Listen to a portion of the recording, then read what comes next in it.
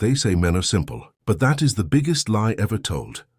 A man's anger is not just anger. It is camouflage, a mask carefully designed to hide the one thing he fears the most: powerlessness. You have seen it, the sudden silence, the cold replies, the storm that builds without warning.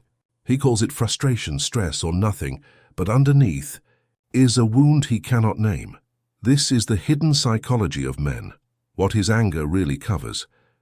Carl Jung once wrote, "What you resist persists."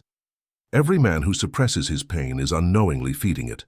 Freud believed male anger was a form of displaced fear, fear of rejection, humiliation, failure. But the modern man has evolved a more elegant disguise. He calls it ambition.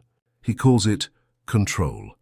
Behind every outburst or quiet withdrawal lies the same battle, the collapse of identity when a man feels unseen. Think about it. He is raised to conquer, to win, to lead, to never show weakness.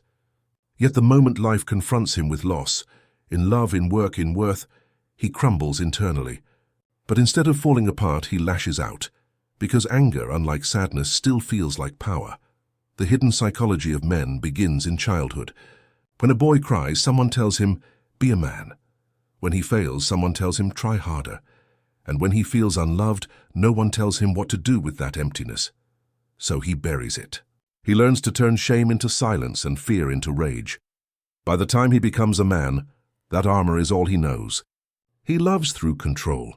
He protects through distance. He argues not to communicate, but to avoid feeling small. You have seen this. The man who shuts down mid-conversation. The one who blames you for emotions he cannot face in himself. The one who disappears only to return as if nothing happened. Here is the truth. His anger is never about you. It is about what he cannot control inside himself. Jung called it the shadow, the rejected self that waits in the dark, begging to be seen. Every man carries it, and when that shadow is ignored, it leaks out as irritability, sarcasm, arrogance, or emotional withdrawal.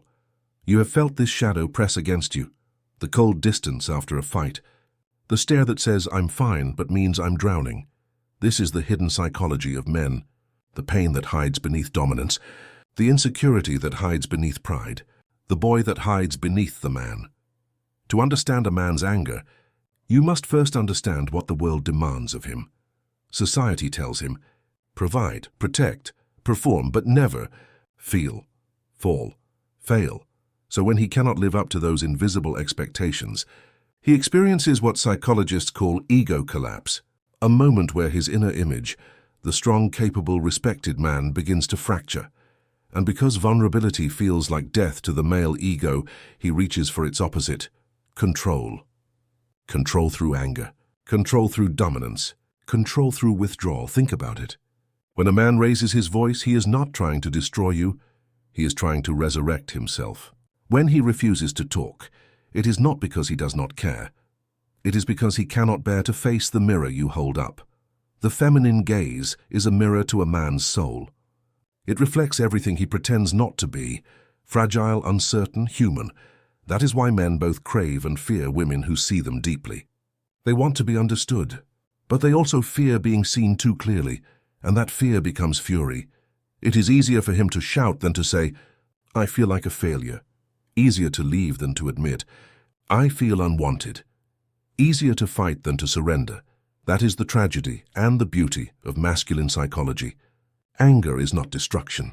It is a desperate form of self-preservation.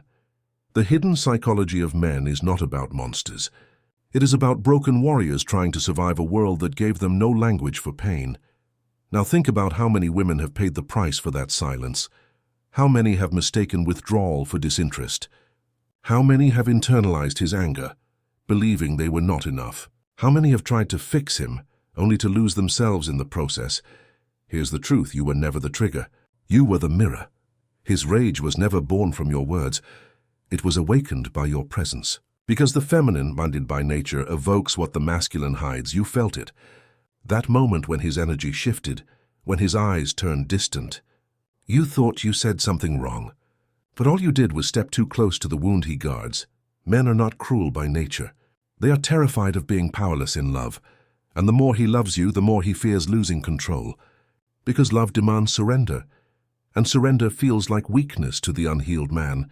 That is why his tenderness often turns to distance, his admiration to silence, his devotion to anger.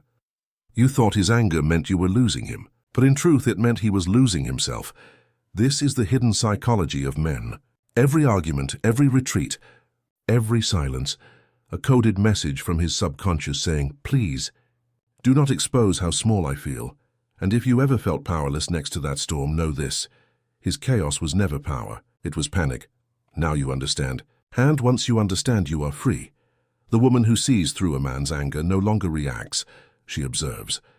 She does not chase the storm. She stands in stillness and lets it pass, because she knows what it truly is: a boy trying to be enough in a world that told him he never would be. But awareness does not mean acceptance of harm. It means you stop personalizing what was never yours. You stop trying to fix what he must face himself. You stop interpreting his silence as a reflection of your worth. You stop believing his chaos is your responsibility.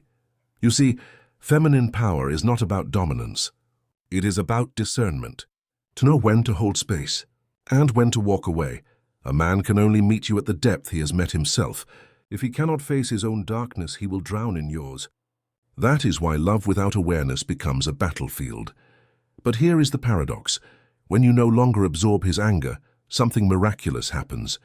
The mirror becomes clear. He begins to see himself, not through judgment but reflection. That is when healing begins. Not through argument, not through control, but through awareness. The woman who understands this becomes unshakable. She does not need to scream to be heard. She does not need to chase to be chosen. Her silence has gravity. Her peace becomes the mirror he cannot escape. This is the hidden psychology of men and the divine intelligence of women who see beyond it, because behind every man's fury is a plea for understanding. And behind every woman's awareness is the power to break the cycle, not through submission, but through clarity. When you understand what his anger really covers, you stop taking it personally. You see the wound, not the weapon. You see the boy, not the threat. And you decide, not out of fear but wisdom, whether he is ready to rise or not. That is emotional sovereignty. That is the liberation of the awakened feminine. Nietzsche once said, "Man is something that shall be overcome." Perhaps he did not mean destruction, but evolution. The man who learns to face his own anger evolves into strength without cruelty, and the woman who understands it evolves into peace without surrender, because now you know, his anger was never the end of love. It was the beginning of truth.